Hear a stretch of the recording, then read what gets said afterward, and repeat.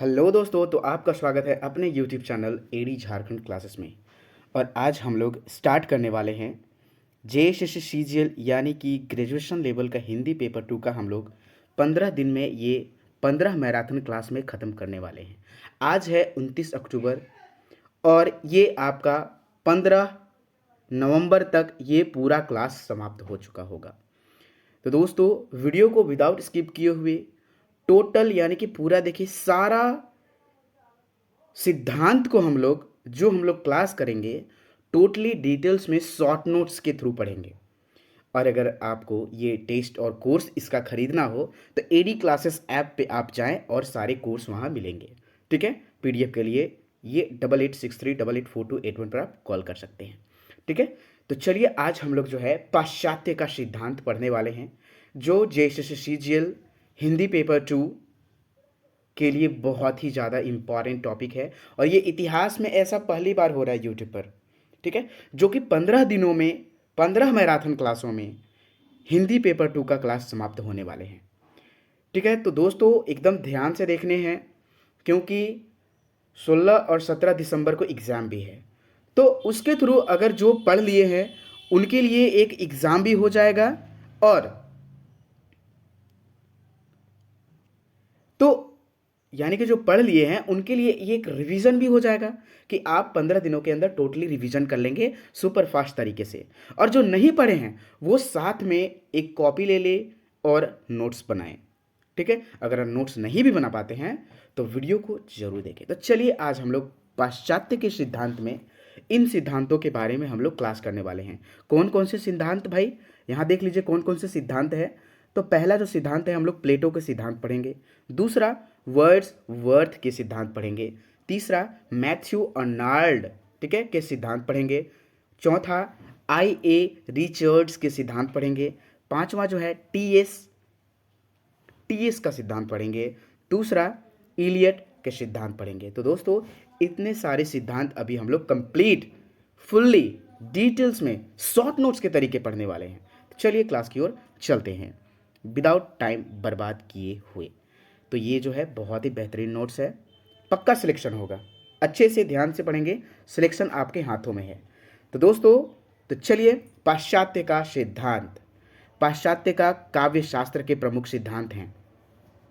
देखिए यहाँ जो आपका क्लास है, ठीक है, चलिए तो देखिए यहाँ जो है तीसरी यानी कि पहला टॉपिक आपको नोट डाउन करते चलने हैं इसी प्रकार से, जिस प्रकार से मैंने किया है। इन द सेम वे आपको भी इसी प्रकार से नोट डाउन करते चलना है।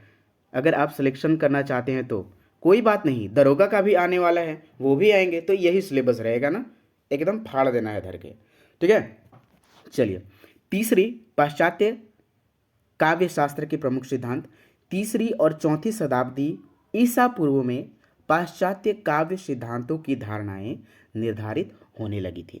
तो भाई ये जो पाश्चात्य काव्य सिद्धांतों की धारणाएं जो है कौन से ईसा पूर्व में होने लगी थी, तीसरी और चौथी शताब्दी के ईसा पूर्व में होने लगी थी। पहला प्रश्न यही बनता है, निम्न प्रमुख विद्वानों के द्वारा पाश्चात्य काव्य शास्त्र के सिद्धांतों का वर्णन किया गया है। जैसे कि प्लेटो का काव्य सिद्धांत, वर्ड्सवर्थ का, कॉलरीज का। तो ये कॉलरीज का हम लोग को नहीं पढ़ना है, ठीक है। और भी जो हम लोग 6 हम लोग ने पढ़ा है, देख लीजिए कौन कौन सा ये चीज़ वही सिद्धांत वहाँ होगा, ठीक है।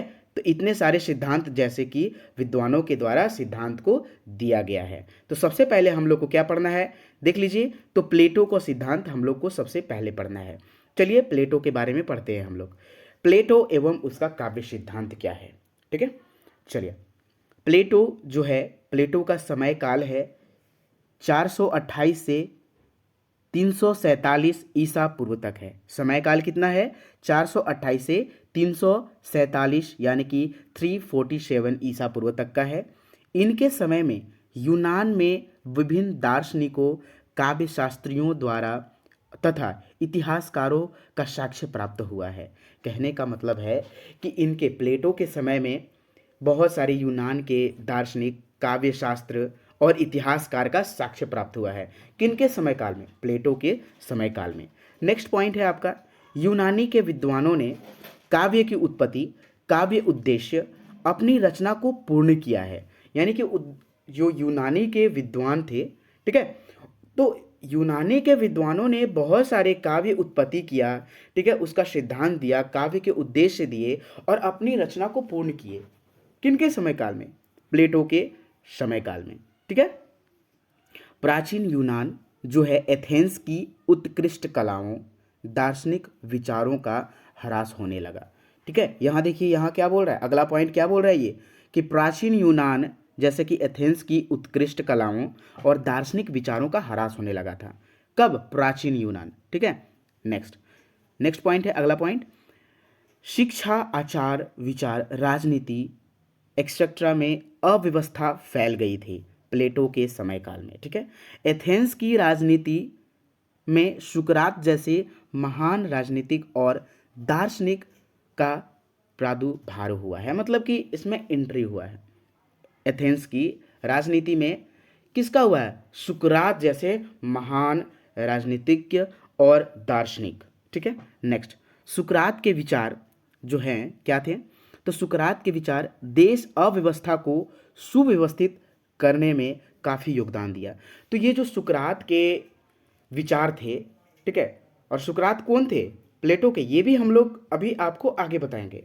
तो सुकरात के विचार क्या थे?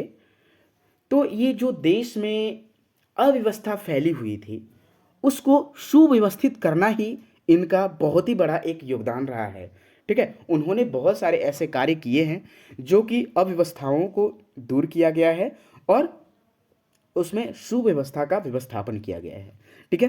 प्लेटो जो हैं सुकरात के प्रिय शिष्य थे। देखिए, पता चल गया ना, यानी कि प्लेटो के गुरु कौन थे? सुकरात जी, ठीक है।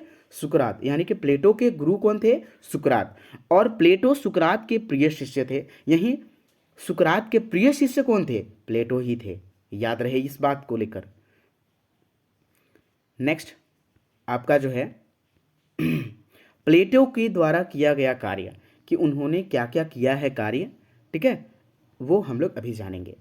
सुकरात के बाद प्लेटो आए और अपना कर्तव्य निभाया। जैसे कि भाई सुकरात तो उनके गुरु थे प्लेटो के, तो सुकरात पहले थे, उनके बाद वो आए और वो आकर प्लेटो अपना सिद्धांत दिए और अपना कर्तव्य निभाया पूरे एकदम दिल से, ठीक है। अब क्या होता है? नेक्स्ट पॉइंट है, पूरे यूनान में प्लेटो ने बौद्धिक क्रांति को बढ़ावा दिया है। अरे भाई, किसका बढ़ावा दिया है? प्लेटो ने यूनान में किसका, कौन सा? तो बौद्धिक क्रांति, ठीक है, बौद्धिक क्रांति को बढ़ावा दिया है। अगर आपसे प्रश्न पूछे कि प्लेटो ने यूनान में किसका बढ़ावा दिए हैं सबसे ज़्यादा, तो बौद्धिक क्रांति का सबसे ज़्यादा बढ़ावा दिए हैं। ये देखते हैं, प्लेटो ने यूनान में एक अकादमी की शुरुआत किए था।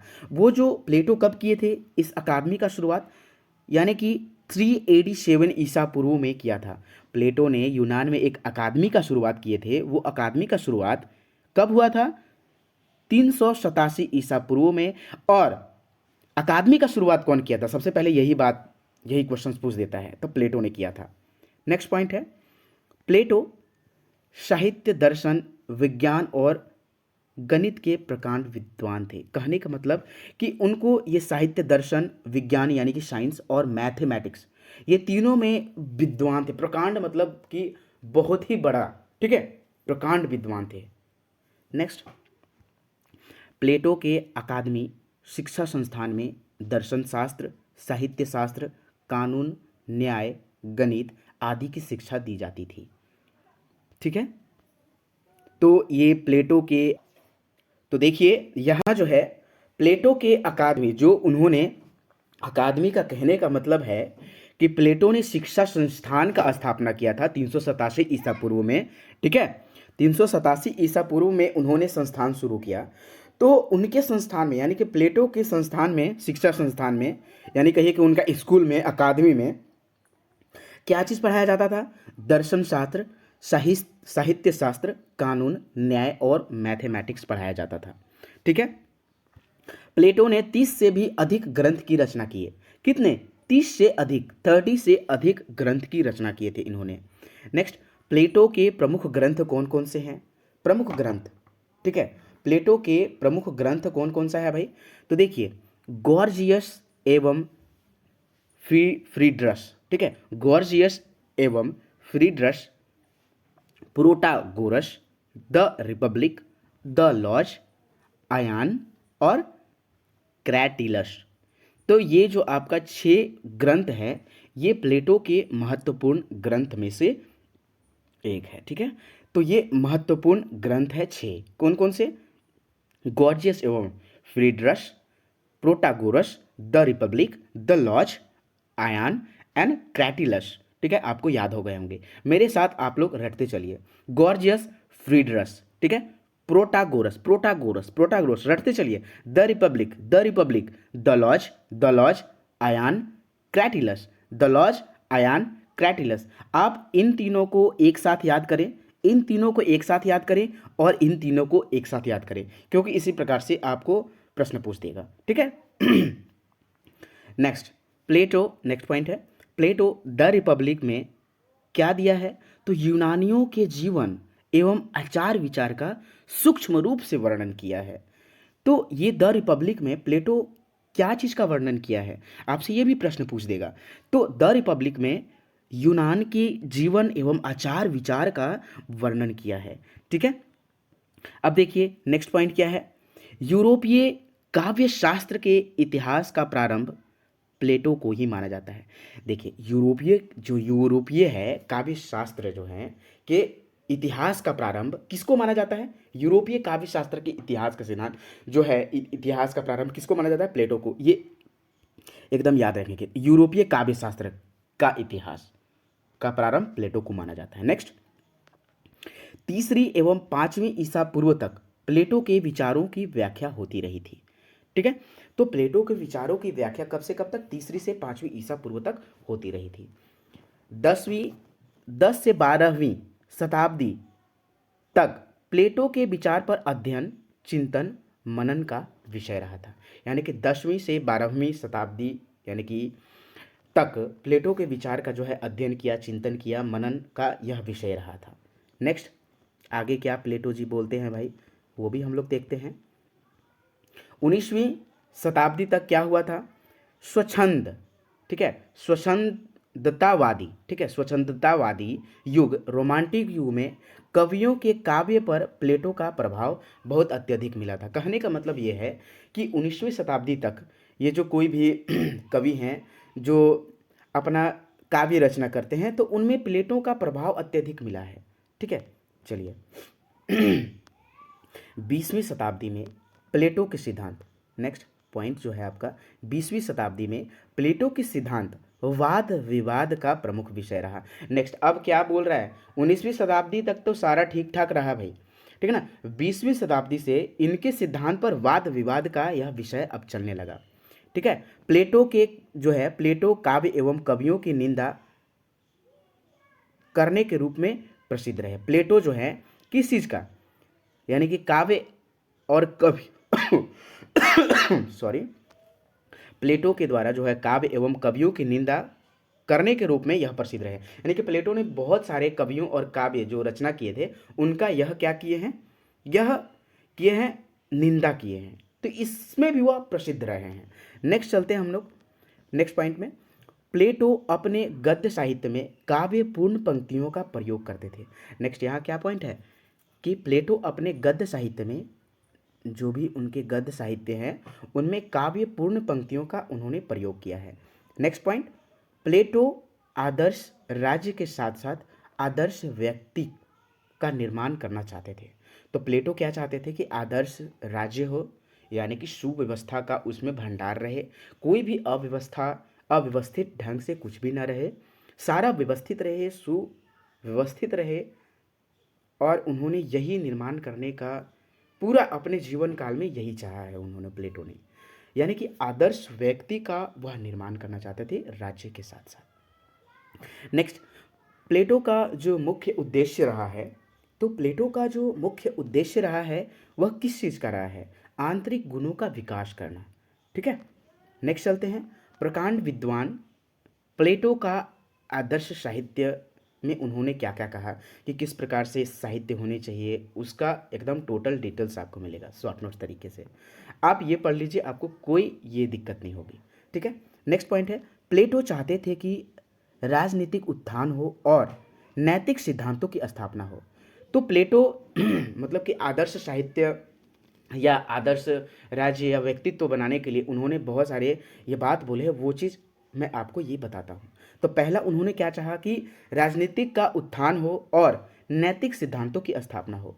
नेक्स्ट अगला पॉइंट है, उन्होंने क्या बोला, कवि भावुकता में तर्क रहित होकर रचना करता है जिससे उसके काव्य में अनैतिकता अश्लीलता का समावेश होता है। तो ये चीज़ नहीं होनी चाहिए। मतलब बहुत सारे कवि हैं अपने भावुकता में आकर क्या चीज़ कर देते हैं, काव्य में क्या चीज़ लिख देते हैं, अनैतिकता अश्लीलता का समावेश हो जाता है। तो ये बोले हैं कि नहीं, ऐसा नहीं होना चाहिए। तो वो अगर ऐसा नहीं रहेगा तो वो आदर्श होगा।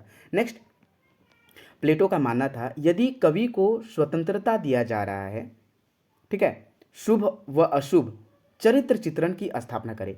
मतलब कि प्लेटो के कहने अनुसार कि अगर कोई कवि को काव्य रचना के लिए स्वतंत्रता मिल रहा है तो उसको जैसे तैसे नहीं उसको लिख देना चाहिए, ना छाप देना चाहिए, ठीक है। शुभ अशुभ लाभ चित्र चरित्र वो अच्छे से उसका स्थापना करे।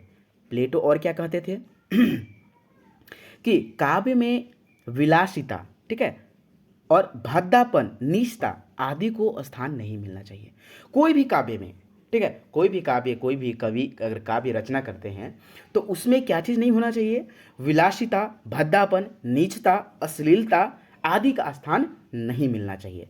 नेक्स्ट है, प्लेटो के अनुसार कवि अपने काव्य की रचना में रिपब्लिक का अनुसरण करे। यानी कि देखिए, रिपब्लिक जो है यानी कि रिपब्लिक यानी स्वतंत्रता जो है, गणतंत्रता, तो ये चीज़ ये होना चाहिए काव्य में जो रचना कर रहे हैं, रिपब्लिक का अनुसरण होना चाहिए, ठीक है। प्लेटो ने अपने, नेक्स्ट पॉइंट है, प्लेटो ने अपने पहले के कवियों जैसे जैसे होमर और हिसियोड की भी आलोचना किया है। बहुत सारे कवियों का तो आलोचना किया ही है इन्होंने, और ये आलोचक के रूप में भी बहुत प्रसिद्ध रहे हैं प्लेटो, ठीक है। और ये सब सारी बातें कि ऐसा अगर रहेगा तो वह आदर्श काव्य हो सकता है, ठीक है। प्लेटो के अनुसार और क्या कहते थे, काव्य में गलत साधनाओं का प्रयोग नहीं करना चाहिए, गलत साधनों का जो है कुछ भी प्रयोग नहीं करना चाहिए। नेक्स्ट पॉइंट, इनके अनुसार अनैतिकता का अनुगमन जो है करती कला मनुष्य को जो है, कला मनुष्य को पतित करती है। यानी कि अगर अनैतिकता होता है तो यह क्या करती है, यह अनैतिकता की कला जो है मनुष्य को पतित यानी कि पूरा डुबाता है, ठीक है। नेक्स्ट जो है आपका, नेक्स्ट क्या बोल रहा है, नेक्स्ट पॉइंट, प्लेटो चारित्रिक दृष्टि से पूर्ण तथा वैज्ञानिक काव्य के पक्ष में थे।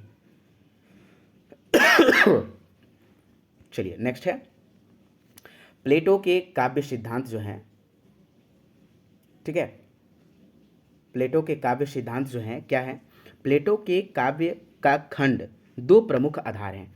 जो प्लेटो के काव्य हैं, काव्य का खंडन वो दो प्रमुख आधार पर उन्होंने किया है।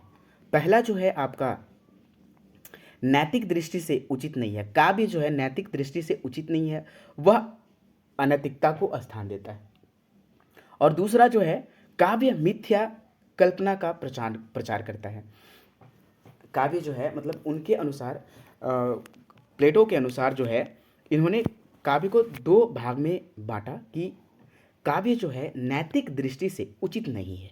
अगर नैतिकता से हम लोग चलें तो यह जो है उचित, तो ये बात तो आप लोग समझ ही गए होंगे। नेक्स्ट, प्लेटो की तत्व मीमांसा में दो प्रमुख शब्द हैं। अगर आपसे पूछे कि प्लेटो की ये मीमांसा में कितने शब्द प्रमुख हैं, तो दो, एक प्रत्यय और दूसरा विशेष।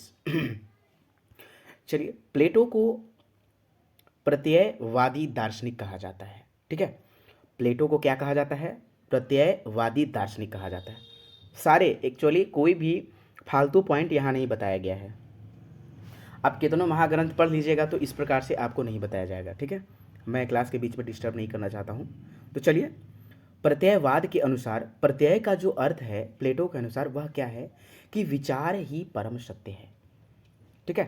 प्लेटो ने प्रमुख तत्वमीमांसा यानी कि प्लेटो ने दो प्रमुख शब्दों का प्रयोग किया है, एक प्रत्यय और एक विशेष। तो इसका हम लोग आगे चल के टोटल रूप पढ़ेंगे, अर्थ पढ़ेंगे। तो देखिए प्रत्ययवाद के अनुसार यानी कि प्लेटो के अनुसार क्या है, प्रत्यय का अर्थ क्या है, तो विचार ही परम सत्य है।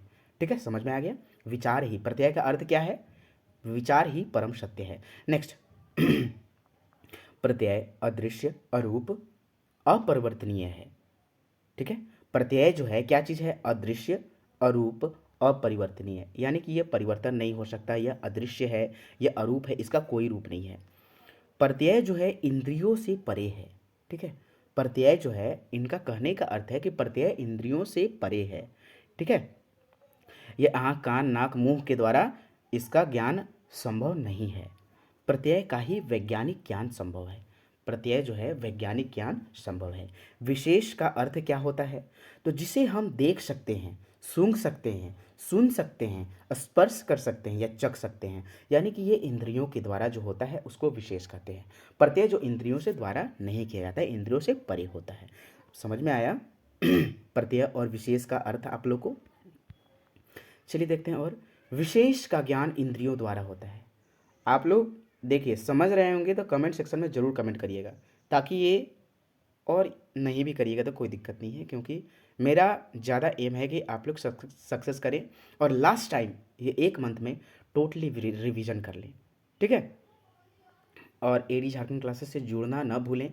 सबसे पहले आप जुड़ना है, तभी तो आपको नोटिफिकेशन मिलेगा, तभी तो आप 15 दिन में एकदम 15 मैराथन क्लास के साथ आप ख़त्म करेंगे। तो विशेष का जो है ज्ञान इंद्रियों द्वारा होता है। नेक्स्ट, विशेष का ज्ञान अप्रमाणिक है। ठीक है, विशेष का जो ज्ञान है अप्रमाणिक है। विशेष प्रत्यय की छाया मात्र है, यानी कि विशेष एक, ठीक है काल्पनिक है, समझो तो इसका छाया मात्र है। उदाहरण, बगीचा में जो है बहुत से रंग बिरंगे फूल को देखते हैं, जैसे गुलाब, जूही, चंपा। रिजल्ट क्या होता है, यहाँ बहुत से फूल विशेष हैं और फूल क्या है, यहाँ प्रत्यय है। समझ में आ गया ना। नेक्स्ट, ज्ञान प्राप्ति के 2 रास्ते प्लेटो के द्वारा बताया गया है कि ज्ञान प्राप्ति के भाई 2 ही रास्ते हैं, एक है इंद्रियां और दूसरा प्रज्ञा। तो भाई कैसे कैसे भाई, चलिए। इंद्रियां विशेष का ज्ञान कराती हैं, जो ये भ्रामक है। नेक्स्ट, परंतु प्रज्ञा प्रत्यय का ज्ञान कराती है, जो परम सत्य है। भ्रामक कहने का मतलब कि कल्पना है, यह विशेष जो है कल्पना है। और ज्ञान प्राप्ति के 2 रास्ते प्लेटो ने बताया है। सारे चीज़ आपको आप ध्यान देंगे कि कौन कौन से रास्ते हैं, इंद्रियां और दूसरा प्रज्ञा। इंद्रियां जो हैं, ई से इंद्रियां विशेष यानी कि काल्पनिक, इंद्रियां जो हैं काल्पनिक है। ठीक है, और यहाँ दूसरा प्रत्यय यानी कि परम सत्य। प्रज्ञा यानी प्रज्ञा जो है प्रत्यय का ज्ञान कराती है और यह परम सत्य है। चलिए देखिए नेक्स्ट, प्लेटो के अनुसार कवि विशेष का चित्रण करता है, जो इंद्रिय ज्ञान तक ही सीमित है, जबकि प्रज्ञा तक पहुँच ही नहीं होता है।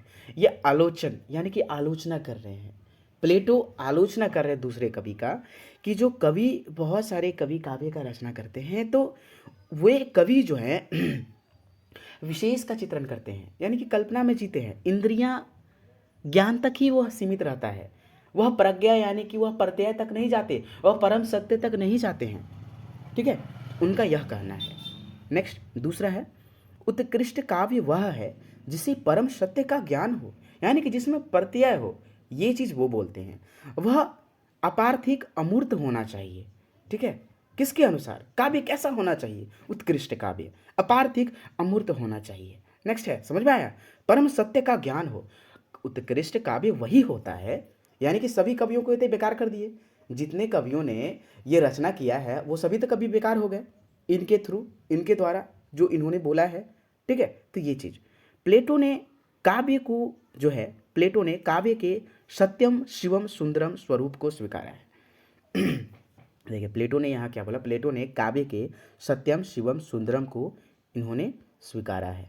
ठीक है, प्लेटो जो है भगवान शिव की प्रमुखता दिया है, यानी कि ये इनको जो है, ये प्लेटो जी भगवान शिव को अत्यधिक प्रमुखता दिए हैं, यानी कि वो अत्यधिक माने हैं।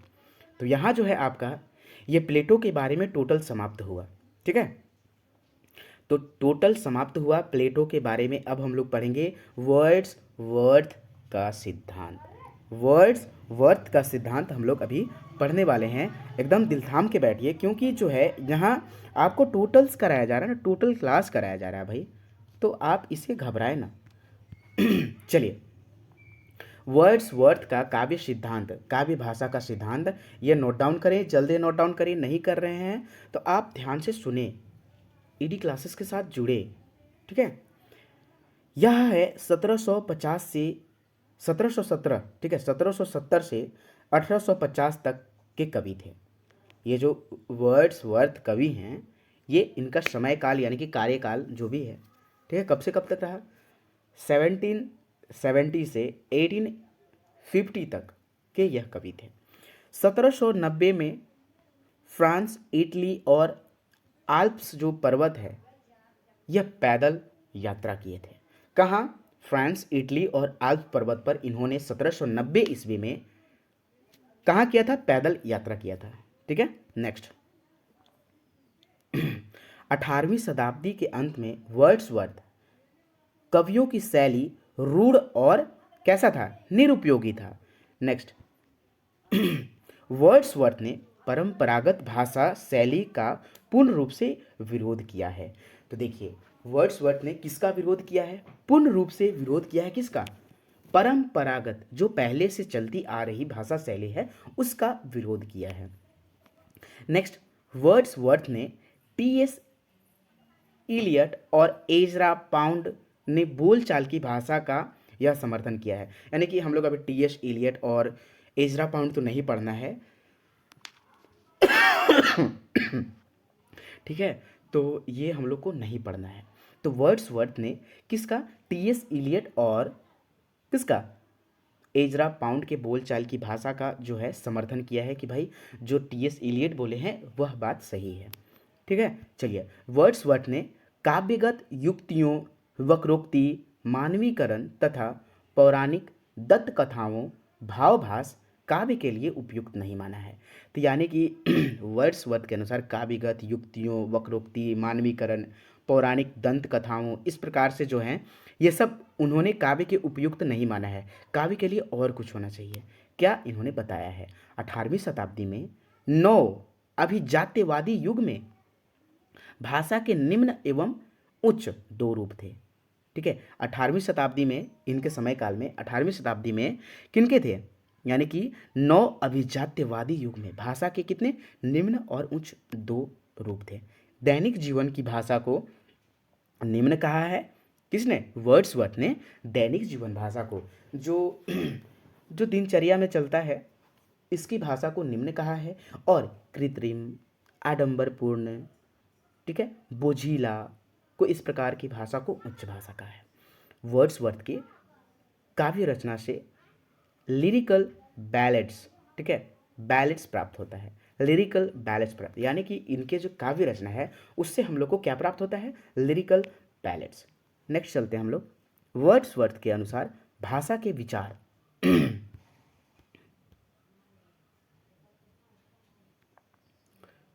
वर्ड्सवर्थ के अनुसार क्या है?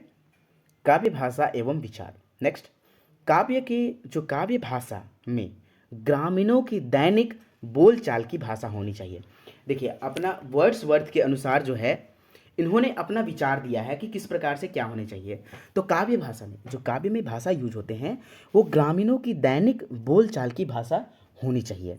नेक्स्ट जो है दूसरा पॉइंट बताएं इन्होंने, दैनिक बोलचाल में सरलता, सच्चाई और भावों का संप्रेषण की शक्ति होती है। किसमें? दैनिक। देखिए, काव्य में बोलचाल की भाषा दैनिक क्यों होनी चाहिए, जो गांव में यूज होते हैं? क्योंकि उसमें सरलता, सच्चाई और भावों का संप्रेषण की शक्ति होती है। नेक्स्ट है, ग्रामीण प्रत्येक समय प्रकृति की सर्वोत्तम वस्तुओं के संपर्क में रहते हैं।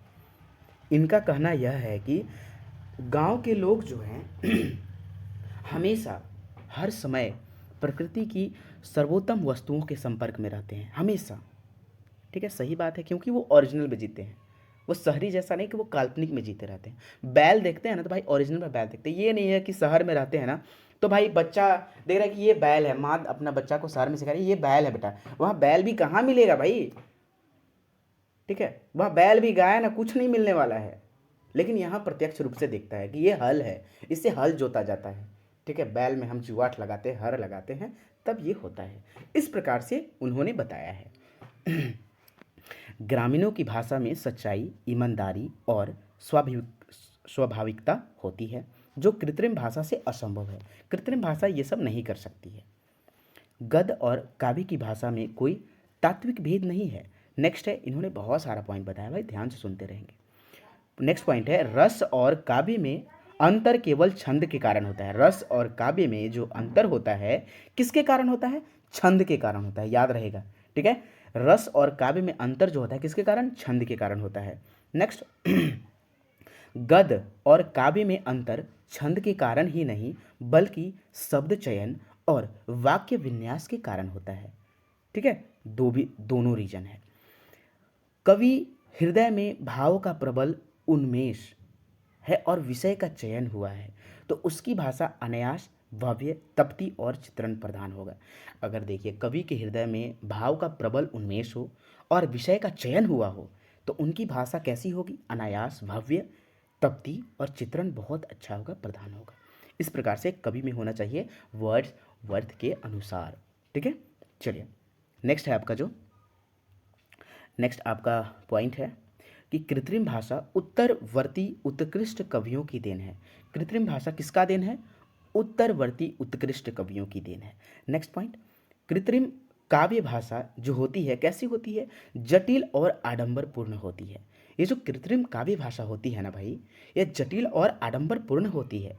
कृत्रिम भाषा में नहीं सरलता, नहीं सजगता, बस आडंबर उत्पन्न करने का साधन रह गया है, ठीक है। तो कृत्रिम भाषा में जो है क्या रह गया है? नहीं सरलता है, नहीं सहजता है, मतलब कि बहुत कठिन और आडंबरपूर्ण होता है, जटिल होता है कृत्रिम भाषा, गाँवों की भाषा की तरह नहीं होता है, ठीक है। गांव की भाषा में सच्चाइयाँ होती हैं, ईमानदारी होती है, ये सब सारी चीज़ मैंने आपको बता दिया है। चलिए नेक्स्ट पॉइंट की ओर चलते हैं हम लोग। सारे कवियों के बारे में पढ़ेंगे भाई। वर्ड्सवर्थ कृत्रिम काव्य भाषा को त्याज्य बताकर उस काव्य भाषा को पुनर्जीवित करने का आग्रह किया है जो प्राचीन कवियों ने अपनाया था, ठीक है। तो इस प्रकार से ये वर्ड्सवर्थ का समाप्त हुआ। अब हम लोग पढ़ेंगे I.A. रिचर्ड्स का मूल सिद्धांत, यानी कि अभी हम लोग किसका पढ़ने वाले हैं सिद्धांत? I.A. रिचर्ड्स का मूल सिद्धांत पढ़ने वाले हैं। चलिए नेक्स्ट है, ये 3 पॉइंट है कवियों का, I.A. रिचर्ड्स का मूल सिद्धांत, ठीक ना। तो I.A. रिचर्ड्स का समय काल जो है 1893 से 1879 ईस्वी तक का है। इनका जो जन्म हुआ है 1893 में हुआ है। जन्म स्थान कहाँ? इंग्लैंड में इनका जन्म हुआ है। I.A. रिचर्ड्स का जन्म कहाँ हुआ है? इंग्लैंड में 1893 ईस्वी में, ठीक है। अर्थशास्त्र एवं मनोविज्ञान के ये विद्यार्थी रहे हैं, है ना। यानी कि ये जो विद्यार्थी रहे हैं क्या चीज़ का? I.A. रिचर्ड्स जो रहे हैं अर्थशास्त्र और साइकोलॉजी और इकोनॉमिक्स का विद्यार्थी रहे हैं। हार्वर्ड विश्वविद्यालय में इन्होंने अंग्रेजी विषय के प्रोफेसर भी रहे हैं। यानी कि ये जो है अंग्रेजी, हार्वर्ड यूनिवर्सिटी जो है, विश्वविद्यालय जो है, अंग्रेजी विषय के प्रोफेसर भी रहे हैं। सर्वाधिक इनका जो है मतलब महत्वपूर्ण ग्रंथ principles of the literary criticism अर्थात साहित्य समीक्षा के सिद्धांत इन्होंने दिया है। कौन? I.A. रिचर्ड्स, ठीक है। मनोवैज्ञानिक तथा मूल्यवादी समीक्षक रहे हैं। क्या चीज़ का समीक्षक रहे हैं? मनोवैज्ञानिक एवं मूल्यवादी। रिचर्ड्स ने ब्रैडले की कला के सिद्धांत का खंडन किया है। रिचर्ड्स किसका? ब्रैडले ने कला का सिद्धांत दिया था उसका इन्होंने खंडन किया है और मूल सिद्धांत की स्थापना किया है। तो देखिए यहाँ रिचर्ड्स ने कौन सा सिद्धांत की स्थापना किया है? मूल्य सिद्धांत का, और ब्रैडले की कला सिद्धांत को इन्होंने खंडन किया है, बांटा है, तोड़ा है। नेक्स्ट, रिचर्ड्स के अनुसार साहित्य समीक्षा का सिद्धांत 2 स्तंभ पर होना चाहिए। यानी कि रिचर्ड्स के अनुसार जो है, I.A. रिचर्ड्स के अनुसार ये साहित्य समीक्षा का सिद्धांत किस प्रकार होना चाहिए? 2 स्तंभ पर होना चाहिए। कौन कौन सा? एक जो है मूल्य संप्रेषण, दूसरा संप्रेषण। एक जो क्या है? मूल्य संप्रेषण, ये एक नहीं है, ठीक है, और दूसरा जो है संप्रेषण है। ठीक है, समझ में आया? चलिए, I.A. रिचर्ड्स के प्रमुख ग्रंथ कौन कौन से हैं ये चीज़ देख लेते हैं। तो I.A. रिचर्ड्स के प्रमुख ग्रंथ जो हैं आपके द फाउंडेशन, यानी कि द फाउंडेशन ऑफ इथेटिक्स 1922 में इन्होंने लिखा था। द मीनिंग ऑफ मीनिंग 1923 में लिखा था। The principles of the literary criticism 1924 में इन्होंने लिखा था। यही सब आपको ग्रंथ पूछेंगे भाई, ठीक है, तो आपको ग्रंथ भी रट लेने हैं, है ना। प्रैक्टिकल क्रिटिसिज्म 1929 में इन्होंने लिखा। साइंस एंड पोल्ट्री, ठीक है, साइंस एंड पोएट्री इन्होंने इतने ग्रंथ लिखा है, और भी बहुत सारे, लेकिन ये प्रमुख ग्रंथ है उनका। मूल्य सिद्धांत के विचार और मन जो मत रहा है रिचर्ड्स का, क्या रहा है भाई, क्या रहा है? पहला जो है I.A. रिचर्ड्स के अनुसार कोई भी ऐसी वस्तु जो किसी महत्वपूर्ण इच्छा के बिना कुंठित किए किसी इच्छा की पूर्ति करती है तो वह मूल्यवान होती है, ठीक है।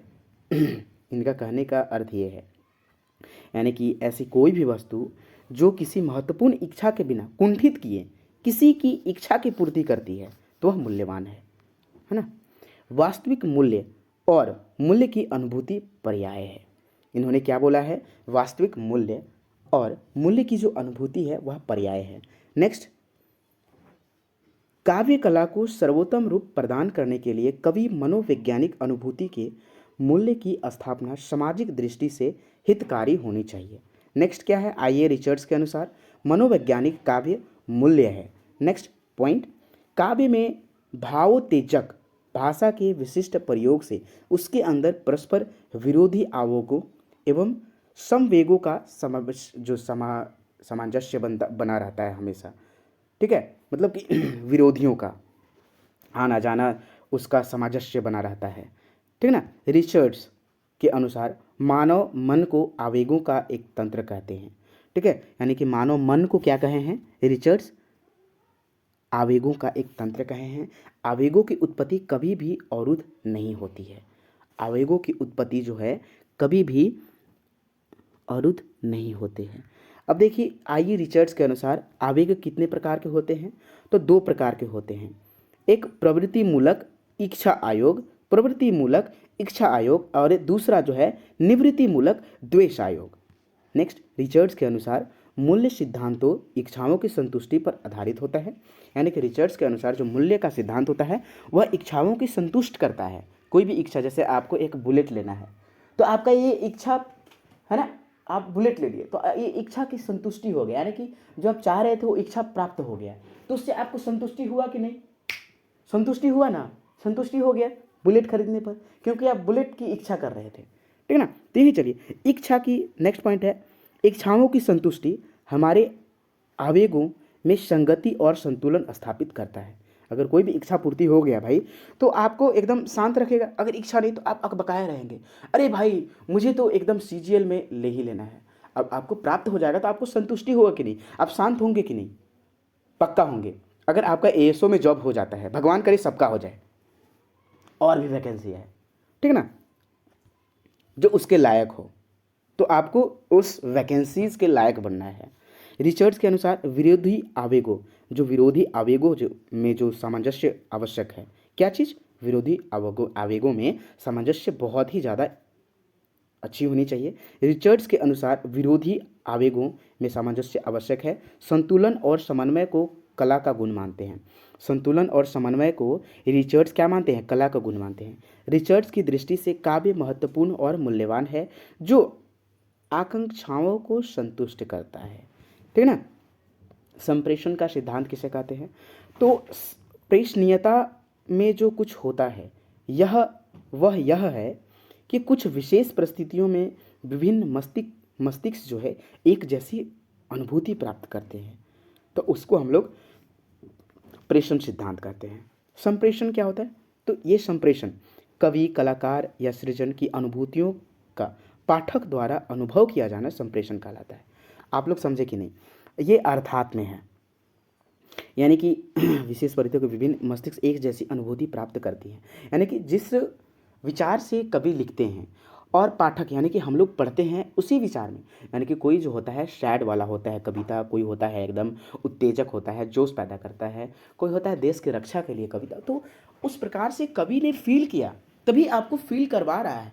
देन द मीनिंग ऑफ संप्रेषण, तो इसी का जो मीनिंग है, मीनिंग क्या है, संप्रेषणीयता है, यानी कि संप्रेषण का सिद्धांत हम लोग इसी को कहते हैं। समझ में आ गया? चलिए नेक्स्ट पॉइंट की ओर चलते हैं हम लोग।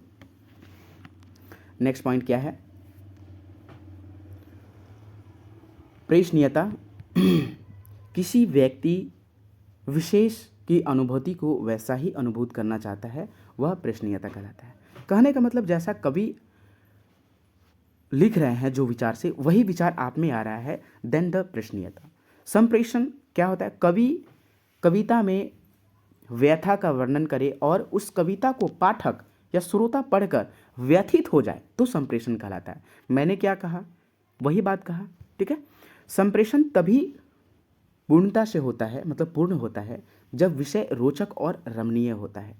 तो देखिए संप्रेषण तभी अच्छा होता है जब आप जैसे कि सैड लिखें तो पढ़ने वाला भी सैड हो जाए, दैट्स द एकदम संपूर्ण पूर्ण रूप वो दिया है संप्रेषण का कवि, ठीक है। जो संप्रेषण है वह स्वाभाविक व्यवहार है, व्यापार है, ठीक है।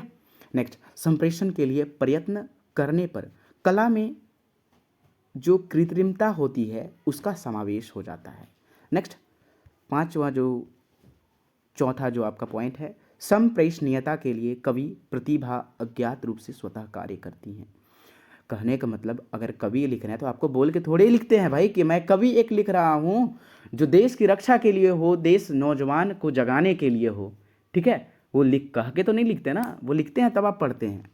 आई.ए. रिचर्ड्स का भाषा सिद्धांत क्या कहता है, ठीक है। आई.ए. रिचर्ड्स का भाषा सिद्धांत काव्य जो है, काव्य भाषा सिद्धांत क्या कहता है, तो रिचर्ड्स के द्वारा अर्थ और भाव के संबंध 3 रूप में स्वीकारा है। रिचर्ड्स ने अर्थ और भाव के संबंध में 3 रूप में स्वीकारा है। कौन सा, अर्थ भाव का बोधक हो, अर्थ जो है भाव की अनुभूति का सूचक हो, और तीसरा अर्थ विभिन्न भावों का सूचक हो और प्रसंग विशेष कारण, ठीक है। रिचर्ड्स ने काव्य स्वादन की प्रक्रिया द्वारा, ठीक है, किसके द्वारा, काव्य स्वादन की प्रक्रिया द्वारा काव्य प्रेषण की प्रक्रिया का विश्लेषण 6 भागों में किया है। वह 6 भाग कौन कौन से हैं, तो देख लीजिए 6 भाग कौन कौन से हैं, ठीक ना। नेत्रों से प्राप्त संवेदनाओं के द्वारा बिंब का बनना, दूसरा स्वतंत्र रूप से प्रतिबिंब को ग्रहण करना, इस प्रकार से उन्होंने बताया है, ठीक है। विभिन्न वस्तुओं का बोध कराना, मतलब ये हम लोग आँख से ही ना देख रहे हैं जी, नेत्रों के द्वारा मुद्रित शब्दों की स्पष्टता और शुद्धता का बोध होना, भाषा की अनुभूति होना, दृष्टिकोण का प्रयोग, इस प्रकार से होते हैं। रिचर्ड्स के अनुसार क्या है भाई, किसी कविता को पढ़कर सभी के मन में एक जैसा मन में प्रतिबिंब नहीं उभरता, भिन्न भिन्न उभरता है, ठीक है। इनके अनुसार क्या कहना है कि भाई कविता को पढ़ रहे हैं, जैसे कि देश की रक्षा के लिए एक कविता लिखे हैं कवि, ठीक है, तो वो देश की रक्षा के लिए ही भाव उठेगा, लेकिन वो अलग अलग अलग तरीके से उठेगा, ठीक है ना। सभी पाठकों के मन में अलग अलग बिंब उभरते हैं। रिचर्ड्स के अनुसार क्या है कि काव्य में मूर्त विधान का बहुत अत्यधिक महत्व नहीं है, ठीक है। क्या रिचर्ड्स क्या बोले हैं, काव्य में मूर्त विधान का बहुत अत्यधिक महत्व नहीं है, लेकिन बहुत ही ज़्यादा नहीं है।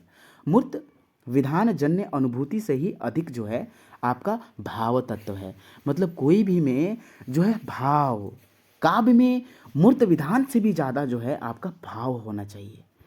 डॉक्टर गणपति चंद्र गुप्त के अनुसार क्या है, इमोशन और एटीट्यूड के बीच रिचर्ड्स ने वही संबंध बताया है जो संचारी भाव और अस्थाई भाव के मध्य है, ठीक है। ये गणपति जो है, गणपति जी, डॉक्टर गणपति जी चंद्रगुप्त ने क्या कहा, इमोशन और एटीट्यूड के बीच रिचर्ड्स ने वही संबंध बताया है जो संचारी और अस्थाई भाव के मध्य होता है, ठीक है। रिचर्ड्स एवं भारतीय आचार्यों के विचारों में पर्याप्त मतभेद है, ठीक है, दोनों में मतभेद है, ठीक है ना। इस प्रकार से बताए हैं। और भी क्या इन्होंने बताया भाई, चलिए देखते हैं हम लोग। भारतीय आचार्य, ठीक है, भारतीय आचार्य काव्य का लक्षण रस और आनंद को निष्पत्ति मानते हैं। ठीक है,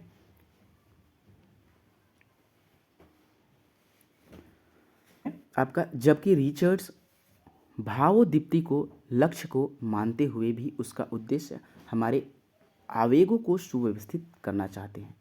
रिचर्ड्स ने रस और आनंद को काव्य का उद्देश्य नहीं माना है, यानी कि रस और काव्य जो आनंद को वह काव्य का उद्देश्य नहीं माना है। चलिए अब हम लोग चलते हैं नेक्स्ट आपका टी.एस. इलियट का सिद्धांत के बारे में।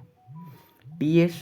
इलियट के निर्वैयक्तिकता, ठीक है, उसका हम लोग सिद्धांत पढ़ने वाले हैं टी.एस. इलियट का। चलिए, टी.एस. इलियट जो हैं उनका जन्म 1888 में हुआ था। टी.एस. इलियट का जो जन्म स्थान है वह अमेरिका में हुआ था, यानी कि कहाँ हुआ था इनका जन्म? अमेरिका में। 1910 में हार्वर्ड विश्वविद्यालय में इन्होंने एमए किया। कौन? टी.एस. इलियट ने कहा वही विश्वविद्यालय अमेरिका, ठीक है, से एमए किया। Next, T.S.. इलियट संस्कृत और पाली भाषा का अध्ययन किया था। तो इन्होंने कौन कौन सी भाषा का अध्ययन किया था? तो संस्कृत और पाली भाषा का। इलियट ने निर्वैयक्तिकता के सिद्धांत का प्रतिपादन एवं रोमांटिक कवियों की व्यक्तिवादिता के विरोध में किया है। यानी कि कहने का अर्थ यह है कि इलियट जो है निर्वैयक्तिकता का सिद्धांत इसलिए प्रतिपादन किया है, जो रोमांटिक कवि है ना वो व्यक्तिवादिता का विरोध किए हैं, इसलिए उन्होंने यह सिद्धांत को दिया है। इलियट एजरा पाउंड के विचारों से बहुत प्रभावित थे। इलियट जो हैं किसके प्रभाव से प्रभावित थे? तो एजरा पाउंड, यह भी एक, जैसे जिस प्रकार से टी.एस. इलियट प्लेटो थे उसी प्रकार से एजरा पाउंड भी हैं। और विचार क्या है एजरा पाउंड के अनुसार, हम लोग सारी चीज़ अभी पढ़ेंगे। तो इलियट के निर्वैयक्तिकता एवं कवि संबंधी विचार, बहुत सारे विचार हैं वो पढ़ेंगे। जैसे कि एजरा पाउंड का विचार क्या था? तो कवि जो है वैज्ञानिक के समान ही निर्वैयक्तिक और वस्तुनिष्ठ होता है। ठीक है, जो कवि होता है वैज्ञानिक के समान होता है, ही निर्वैयक्तित्व और वस्तुनिष्ठ होता है। ये चीज़ आपने समझ लिया? मुझे उम्मीद है कि ये आप समझ चुके होंगे। कवि उन्हीं के अनुसार अभी हम लोग पढ़ेंगे। कवि कार्य जो है आत्मनिरपेक्ष होता है। कवि का जो कार्य होता है आत्मनिरपेक्ष होता है। एजरा के मत से प्रभावित होकर टी.एस. ने अनेकता में एकता बांधने के लिए परंपरा को आवश्यक समझा है। परंपरा इज द बेस्ट, यानी कि परंपरा को उन्होंने बहुत अच्छे तरीके से समझा है, जो व्यक्तिकता का विरोध करती है। नेक्स्ट, और व्यक्तिकता का विरोध क्या करता है? परंपरा। साहित्य के जीवन विकास के लिए परंपरा का योग स्वीकार करते थे, जिसके कारण साहित्य में आत्मनिष्ठा तत्व नियंत्रित हो जाता है।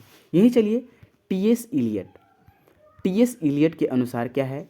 निर्वैयक्तिकता का अर्थ बताया है कि कवि व्यक्तिगत भावों की विशेषता का सामान्यीकरण करता है। ठीक है, यानी कि इसका जो अर्थ है कवि की व्यक्तिगत भावों को विशिष्ट रूप से वह संजोग के रखे, संयोग कर रखे।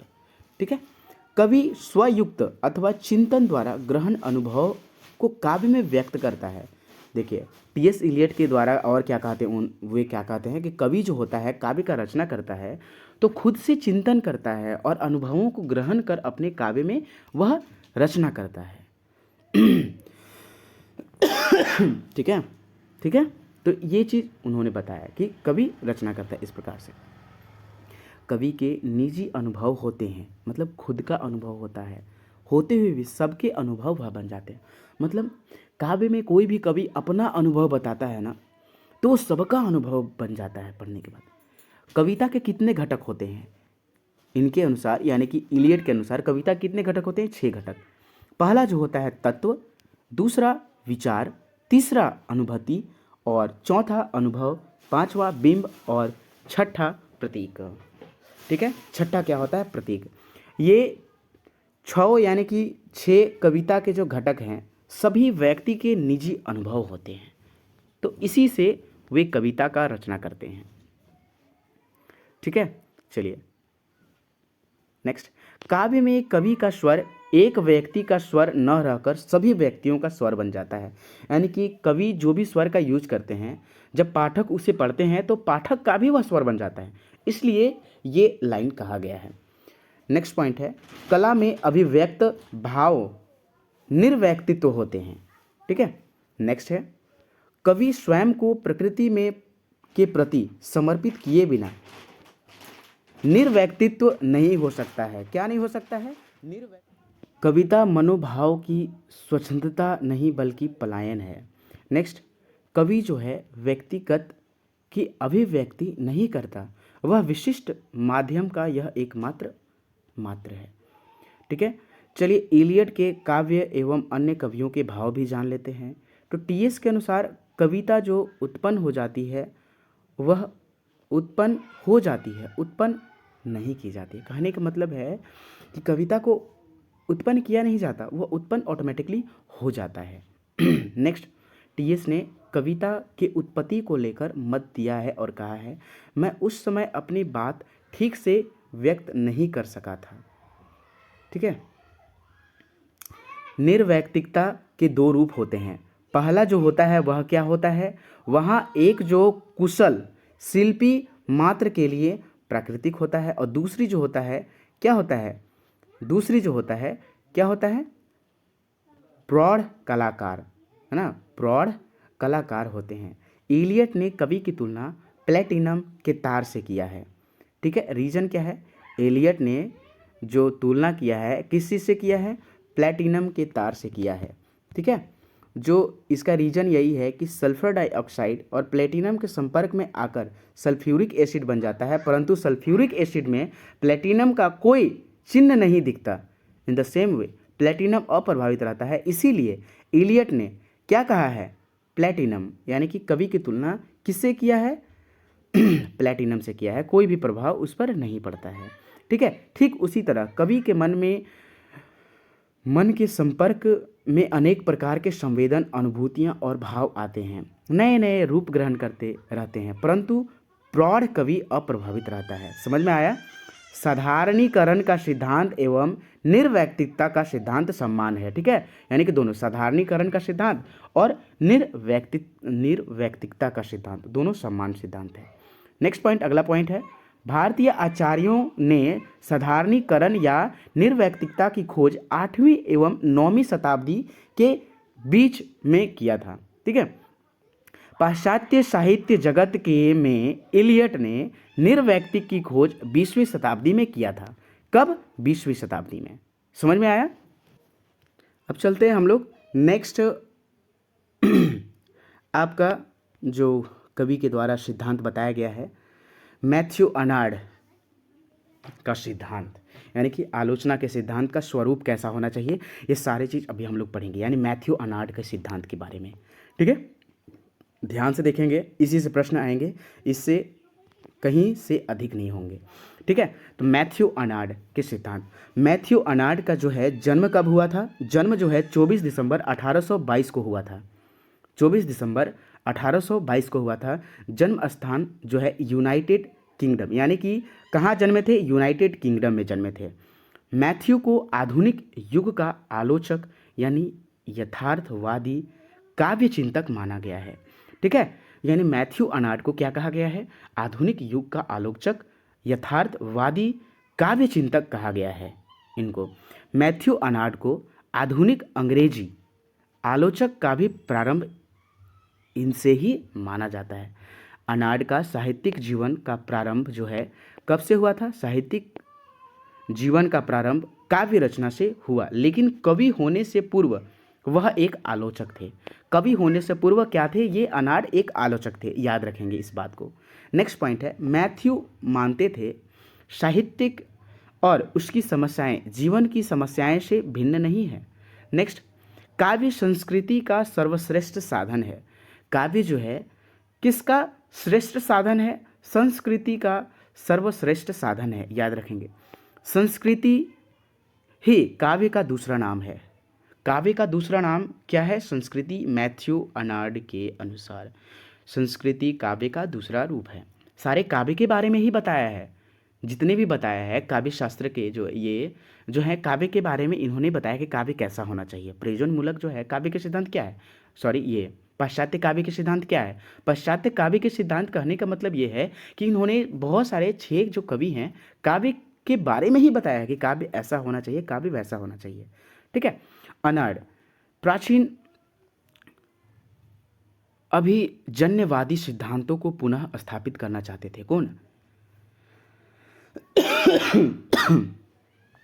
यह अनाड़, ठीक है, मैथ्यू अनाड़, है ना। काव्य में सरलता और स्वाभाविकता के गुणों का समर्थन किया है इन्होंने। मैथ्यू अनाड़ के यूनानी काव्य शास्त्रियों जो है में अरस्तु उनके आदर्श थे। मैथ्यू अनाड़ के यूनानी काव्य शास्त्रियों में अरस्तु उनके आदर्श थे, यानी कि मैथ्यू अनाड़ अरस्तु को सबसे अच्छा एवं आदर्श मानते थे। मैथ्यू अनाड़ साहित्यिक प्रतिमान के निर्धारक होमर के महाकाव्य तथा यूनानी नाटककारों के दुखांत नाटक थे। ठीक ना। चलिए भाई, अब अनाड़ के काव्य विचार क्या है भाई, कि काव्य कैसा होना चाहिए, उसके विचार को हम लोग जान लेते हैं। अनाड़ के कि अनाड़ के अनुसार उनका विचार क्या था कि काव्य किस प्रकार होना चाहिए, ये चीज़ अभी हम लोग जानेंगे। ठीक है। तो काव्य जो है स्वतंत्र उद्देश्य जहाँ आनंद प्रदान करना है, वहीं उसे सांस्कृतिक उत्थान का वह मानते हैं। ठीक है। साहित्य में आत्मिक तथा नैतिक मूल्यों के ह्रास को लेकर चिंतित रहते थे। कौन? ये अनाड़ जी। तो उनका यह विचार था। आम जनता को सुसंस्कृत बनाना चाहते थे। ठीक है। तो आम जनता को यह क्या बनाना चाहते थे अनाड़ जी? सुसंस्कृत। आम जनता को सुसंस्कृत बनाने के लिए काव्य की प्रभावशाली यह मानते थे, काव्य को ही यह प्रभावशाली मानते थे आम जनता को सुसंस्कृत बनाने के लिए। अनाड़ के काव्य विचार अरस्तु के समान लगता है। अनाड़ के जो काव्य विचार है किसके समान लगता है? अरस्तु के समान। अनाड़ ने क्या कहा? काव्य जीवन की आलोचना है और यह आलोचना काव्य सत्य एवं काव्य सौंदर्य के नियमों द्वारा निर्धारित परिस्थितियों में होती है। इन्होंने यह बोला काव्य और जीवन के वास्तविक अनुभव में गहन संबंध होता है, ये भी बात इन्होंने बोला। मैथ्यू के आलोचना क्या क्या है भाई? साहित्य के मूल रूप को जीवन की आलोचना मानते हैं। ठीक है। मैथ्यू अनाड़ क्या मानते हैं? साहित्य के मूल रूप को जीवन की आलोचना मानते हैं। वह निष्पक्षता को आलोचक का गुण मानते हैं। ठीक है। निष्पक्षता, जो किसी का पक्ष न हो, तो उसे जो है आलोचक का गुण मानते हैं कि यह एक सत्य आलोचक है। आलोचक को वस्तुओं की व्यवहारिकता से दूर रहकर दृढ़ पूर्वक अपने नैसर्गिक नियमों का पालन करना चाहिए। नेक्स्ट जो है आपका पॉइंट, आलोचक का कार्य संसार की उत्कृष्ट बातों तथा सत्य का प्रचार करना है। ठीक है। आलोचक का जो प्रमुख कार्य है वह क्या है? संस्कार की उत्कृष्ट बातों तथा सत्य का प्रचार करना होता है, नहीं कि असत्य का। समझ में आ गया?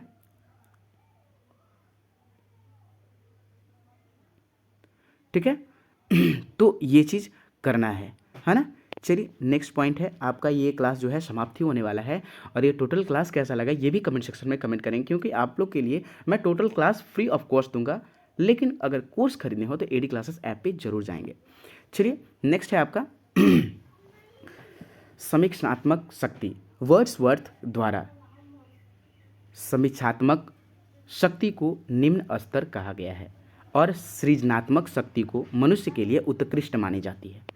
समीक्षा भी सृजनात्मक शक्ति का कार्य है। ठीक है। अनाड़ के अनुसार क्या है? समीक्षात्मक शक्ति को महत्व देते हैं। अनाड़ जो मैथ्यू अनाड़ है किसको महत्व देते हैं? समीक्षात्मक शक्ति को।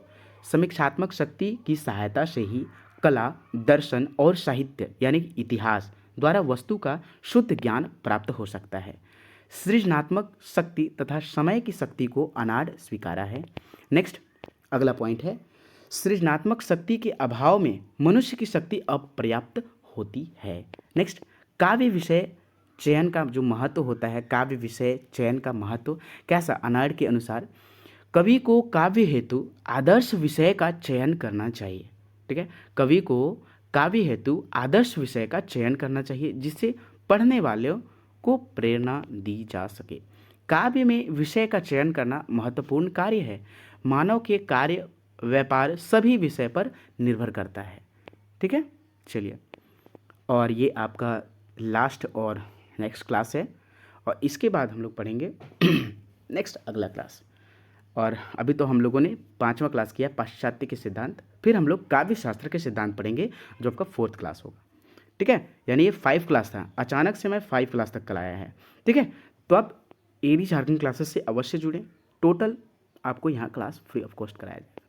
अनार्ड के अनुसार काव्य का उद्देश्य क्या होना चाहिए, तो मानवतावाद को काव्य का उद्देश्य मानते हैं। किसको मानते हैं? मानवतावाद को।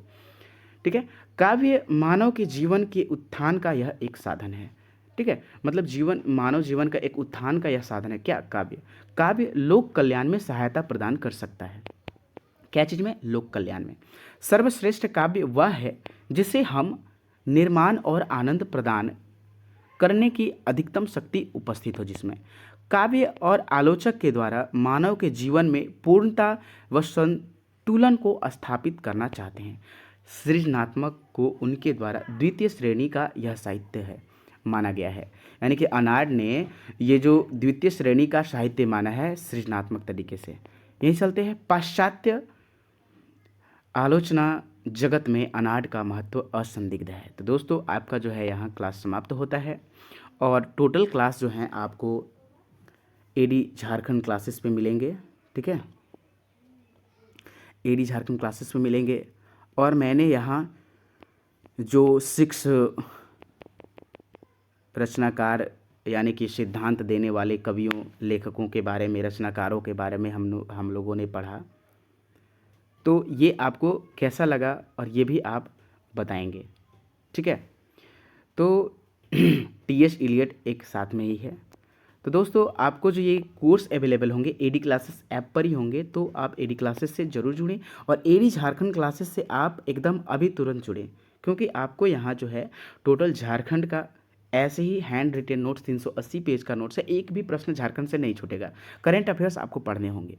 इन द सेम वे आपका जो नागपुरी पेपर 2 भी यहाँ करा दिया गया है, जो एडी क्लासेस पे अवेलेबल है। तो दोस्तों आप एडी झारखंड क्लासेस से जरूर जुड़ें, और एडी क्लासेस ऐप जो है अपने फ़ोन में ज़रूर इंस्टॉल करें। धन्यवाद वॉचिंग फॉर दिस वीडियो। और ये वीडियो कैसा लगा, और भी वीडियो आना चाहिए या नहीं, ये आप कमेंट सेक्शन में ज़रूर कमेंट करेंगे। धन्यवाद।